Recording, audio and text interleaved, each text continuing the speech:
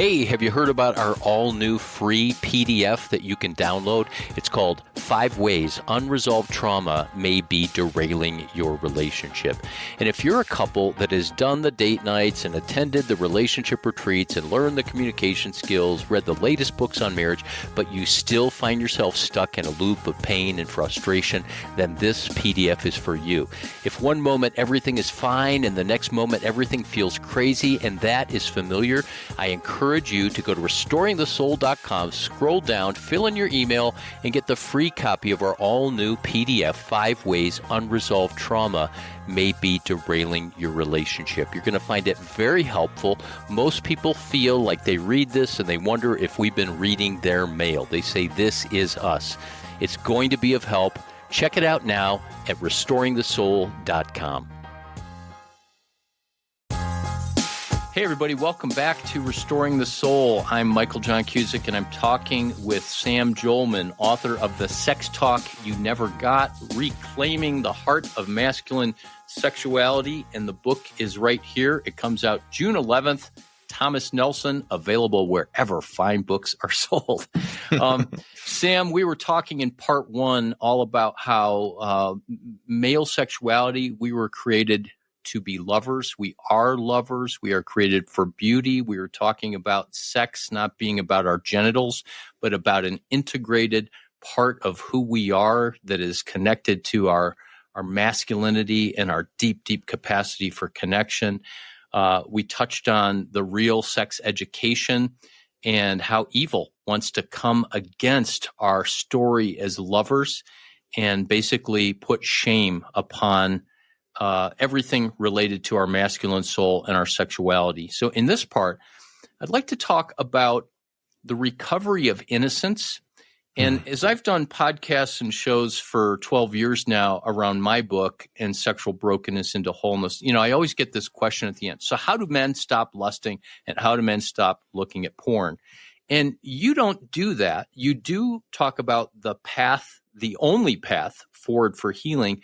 But again, you talk about a way of being instead of something to do. So, number 1, innocence. When we hear the word innocence, we think about guilt versus innocence, or we think of like a vulnerable, silly little child that's so innocent and that's not realistic. You're talking about something different. Yes, that's right. And it's easy to want to write off innocence as that thing we all outgrow and leave behind, right, in childhood. But I was changed in this perspective wildly by our friend Dan Allender, who spoke. I was in a lecture that he was giving 12 or so years ago, where he said this line: "Innocence is the ability to be in awe." Innocence is the ability to be in awe. And right away, what I thought is, so you're saying, if I can be in awe, I can recover my innocence. Is instantly how that struck me. That if I'm a person of awe, then I can be innocent.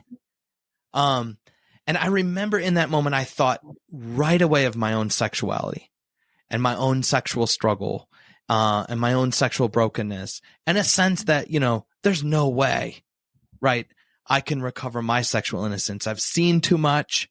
I know too much.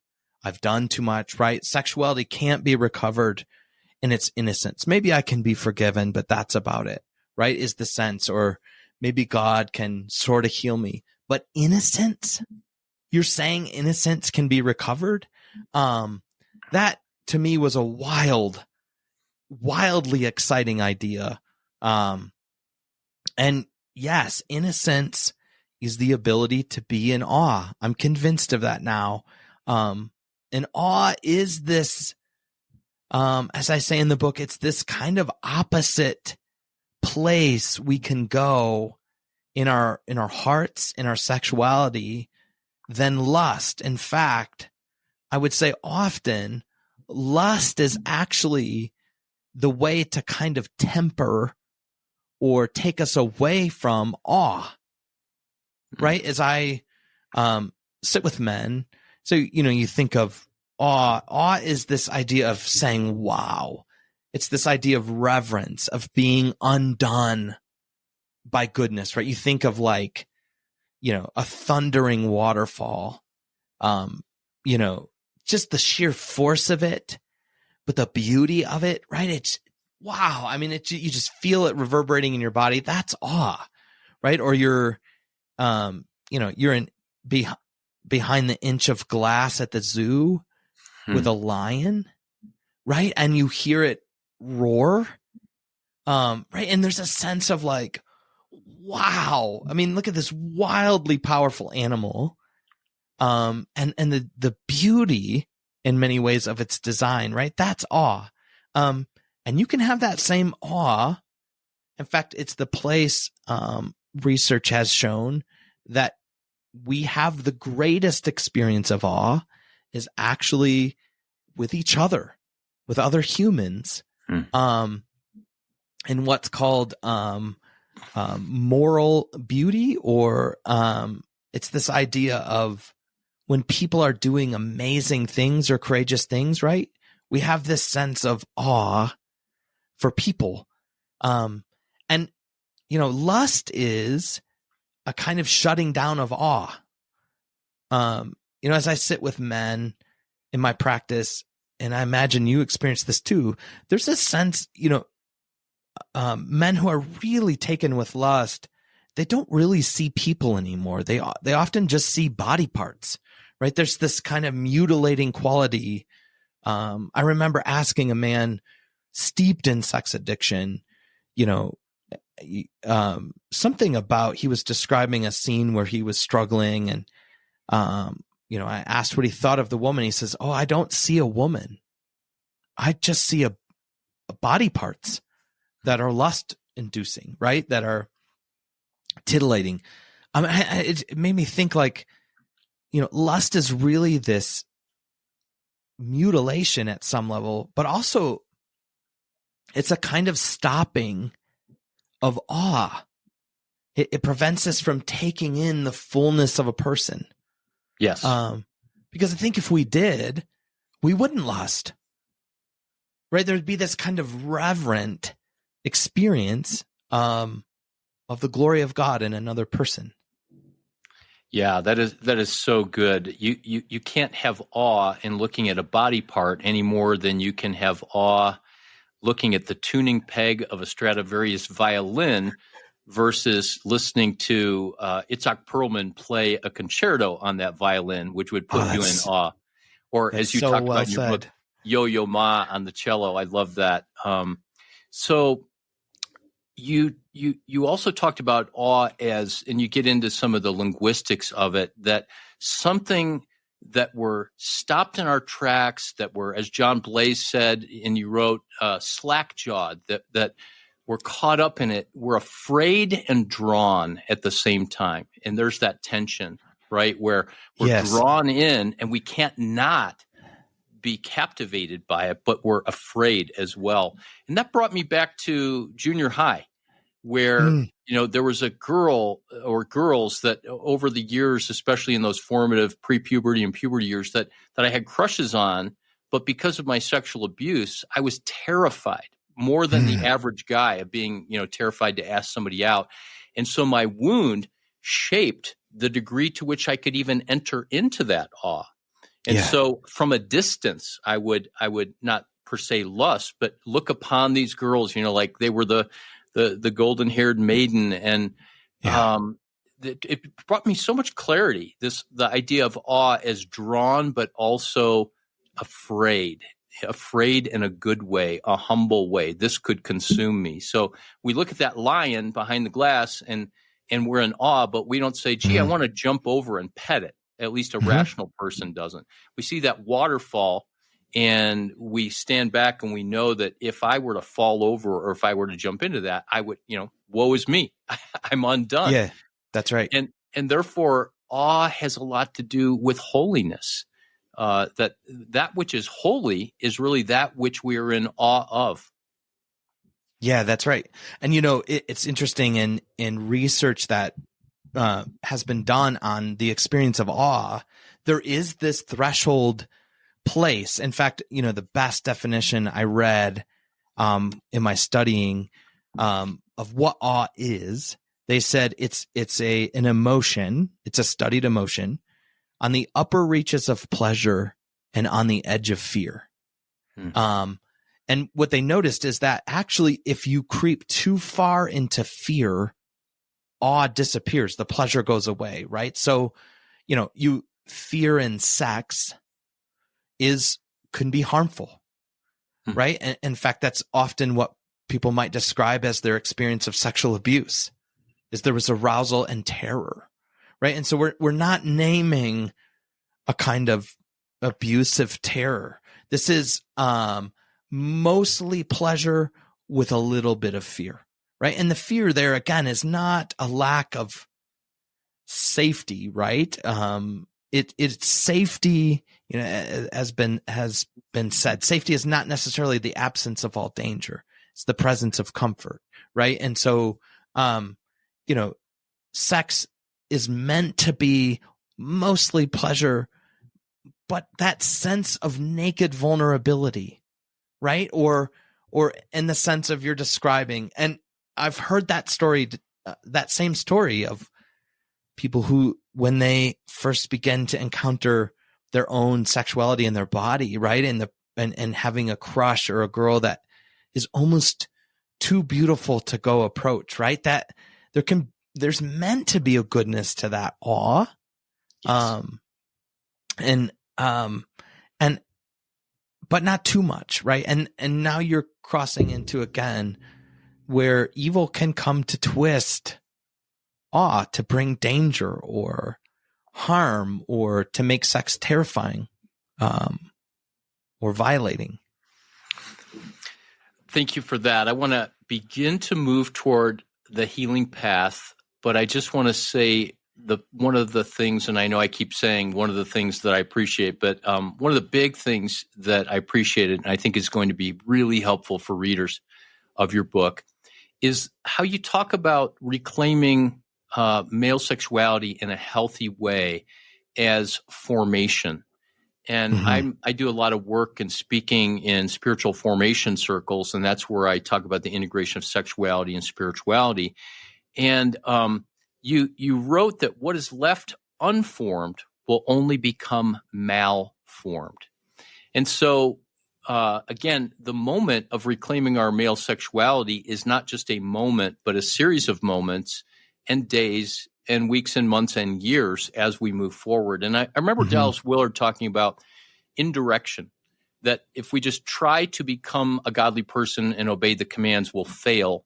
But if we try to obey the commands, we'll fail. But if we try to become the kind of person that obeys the commands, we'll actually succeed. And one of the thoughts or templates I put over the book was that you're really inviting men to become the kind of men who live in and integrate all of these aspects of being a lover and being able to be present to beauty without consuming it, and being able to be in awe and to not have to dial it down, and to be able to attend to the other without contempt, to be able to be naked and unashamed instead of allowing shame to drive it. So thank you for that, for the formation. Feel free to comment on that. But if you will address the chapter and kind of the big question that I imagine the reader has and the listener of this podcast, how do we move forward? How do we start to walk down a path to reclaim healthy male sexuality? Yeah, right away, gosh, what a big question, right? And so, I'll take my words as, yes, I'm attempting to obviously, sort of blaze a trail in that, as many have, including you in your book, Surfing for God. So let me just say, I'm trying to join a chorus here, but, as I say in the book, evil's greatest hope is to join shame to your arousal.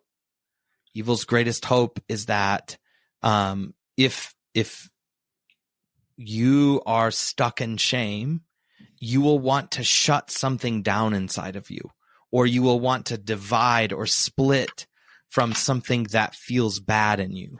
So, namely your sexuality in some way, or even more, on point, maybe your lover heart, right? And so most men live with some degree, certainly not all men, but it seems the majority of men live with something of their sexuality in the shadows of their life, meaning it's not as integrated into who they are. It's something they maybe hold in shame.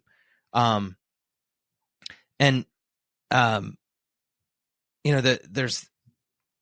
really only two paths out of shame. And not much in life is this black and white, but I'm convinced, really the only paths out of shame, and really there's only one that's healing and can restore you to wholeness. But those two paths are contempt or kindness. And the path of contempt is the flinch reaction, which is the protective reaction, which is to go to some form of either self-hatred or contempt for others, right? Through some sort of acting out that can be a form of contempt, and often, obviously, these are joined together. There's a form of self-hatred and other-centered contempt. But the only path that I've found out of any kind of sexual struggle, sexual woundedness, sexual shame is really the path of kindness. And that might seem, rather innocuous at first, like, how does that heal anybody? But there has to be some willingness to receive the kindness of God for yourself, and to be willing to participate in kindness to your own story, and that you are seeking out places for kindness, right? We know it's the kindness of God that leads us to repentance. And obviously not all sexual struggle is sin. But I'm convinced kindness is really the only thing that rightly sets us free from shame, or really pain as well. I love that. And so many people will first divulge their shame or their secret stories to a therapist. And it's such an honor to be that person where we get to hold their story and hold space and simply offer kindness. And over 30 years, I've just seen that disarm people of oh my gosh, I'm actually seen and loved, and this person didn't run away or throw up or abandon me. And I'll never forget going to counseling for the first time as an adult before I was married, when my story was not my personal story, but the prostitution ring that I've been paying for sexual services, not knowing at the time or thinking that those women were trafficked and they're not by choice in the traditional sense of the word choice. That was all exposed in the newspaper. So I was terrified I'd be exposed, went to a counselor. I expected him, even as a Christian man, to be all over me and to tell me, pull up my bootstraps, read my Bible more. Or I expected him in an ultra therapeutic way to say, go to this program, do this. And as I talked nonstop for 55 minutes, he just looked at me and he said, "You strike me as a very lonely man." And he had tears in his eyes, and his face was kind, and he was strong. And I just had this sense of, this is a safe person that I can tell my story to. So I love that kindness that we receive from others. And then eventually, as part of this formation as well, it's essential, we have to learn to show kindness to ourselves. That's right. Yeah. And, most often it's something we receive first. Like you're saying, I remember, at age 19, going to a counselor for the first time after, I had been caught, in my pornography habit, and thinking very similarly, like, and even probably at some level, I could say I kind of wanted to be beat up, right? It seemed appropriate to what had happened. Like, you should probably beat me up. And that's probably what I need is, to be raged at, or I don't know, like, condemned or, yelled at. And maybe that's what will bring me to healing, or get me to stop. Right. And similarly, I had an incredibly kind man sit with me and ask, curious questions. I remember the first session sitting and waiting for the moment he was going to turn on me. And instead he spent, that hour being curious about me and my story, my life. And, I remember at one point just breaking down crying at just the pursuit he had given me. And, I think a lot of men, in the attempt to kind of, crucify the flesh, which is what we're called to, we end up feeling like we need to repent of having a body and repent of every desire that led us, to where we are. But, again, as our friend Dan Allender says, even in our worst sin, we cannot eradicate our glory.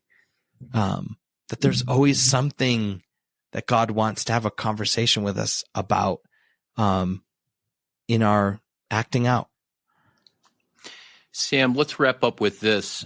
You raise a question, which I bet you 99% of your readers will never have even thought of this question, but it's such an important one, right? Because okay, what is sexuality? What's my desire? What does it mean to, surrender this to God and have it become healthy? What does it mean to live unashamed? But your question was, what is the goal of male sexuality? There's a goal to my male sexuality, besides getting as much as possible or making babies? How could there be a goal behind it? But talk about why that's an important question and then what you answer. Well, it's an on the nose question, but I think I'm asking it because I think men have had or have sort of absorbed, an answer to that question already, which is, well, the goal of my sexuality is purity, right? And coming out of purity culture or accountability groups, right? That the goal is purity, isn't it? Isn't that what we're all doing here? And I think that's a really bad goal. So that's why I asked the question. I think purity is obviously something we're called to, right? But purity is never meant to be an end in itself. Yes. It was always, yes. It's preparation for worship, in the purity rituals. So as I say in the book, I think the goal of your sexuality is awe. It's something designed in you that's meant to lead you to say, wow, thank you, to God, that you're left slack-jawed, and moved by life, by God, and not just, specifically, strictly just in terms of sexual activity or sexual experience, but that you as a sexual being, again, you're a lover. And there's a whole world of pleasure and beauty, to discover and know, that's meant to lead you to God, to say, wow, thank you.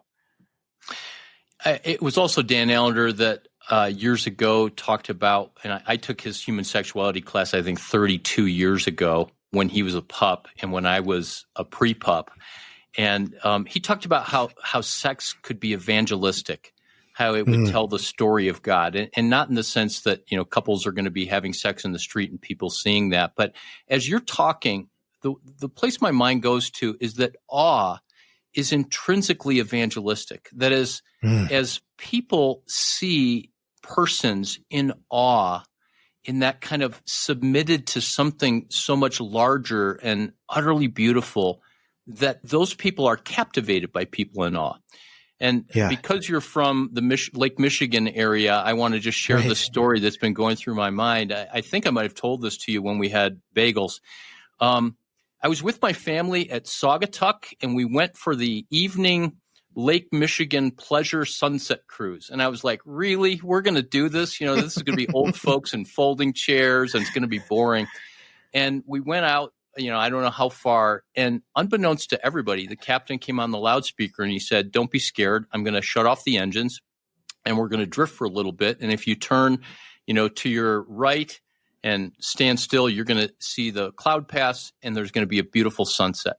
So the cloud passes and this flaming orange sun starts to, in full circle, just go lower and lower. And there was lots of rabble-rousing, and people had cocktails, and people were laughing. And then suddenly it got quieter and quieter, and everybody moved to one side of the boat. I'm guessing there were 150 people. And as the sun went down to the horizon, you could hear a pin drop. It was utterly, utterly silent. And then it went halfway, 3/4. Then there's just a sliver of this flaming orange sun, and it disappeared.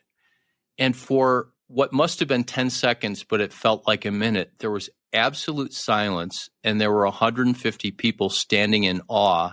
And then without any instruction, everyone burst into applause, and they gave a standing ovation.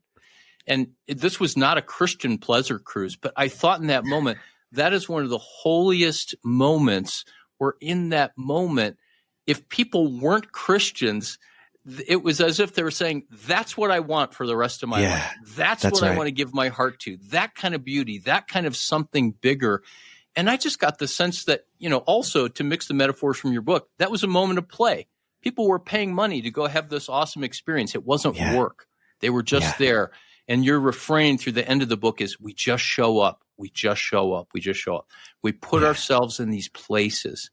So thank you for writing this book. Thank you for allowing your life experience, your clinical experience, your educational experience, and even stories of loved ones to be vulnerably shared into this. And I just wish you and pray all the success to be able to tell the story, to take this message to men and to women to change the world. If I had had this book 35 years ago, I would not have caused the pain and the harm that I did in my marriage. And I know that this book is an answer to prayer. So bless you. Thank you, Michael. That means so much. I almost don't have words for your blessing on it. And yes, may it be that, my greatest hope is that men are able to sit differently with their lover hearts, and that the world is changed by the lover hearts of men. So we've wrapped up another episode of Restoring the Soul. We want you to know that Restoring the Soul is so much more than a podcast. In fact, the heart of what we have done for nearly 20 years is intensive counseling. When you can't wait months or years to get out of the rut you're in, our intensive counseling programs in Colorado allow you to experience deep change in half-day blocks over 2 weeks. To learn more, visit restoringthesoul.com. That's restoringthesoul.com.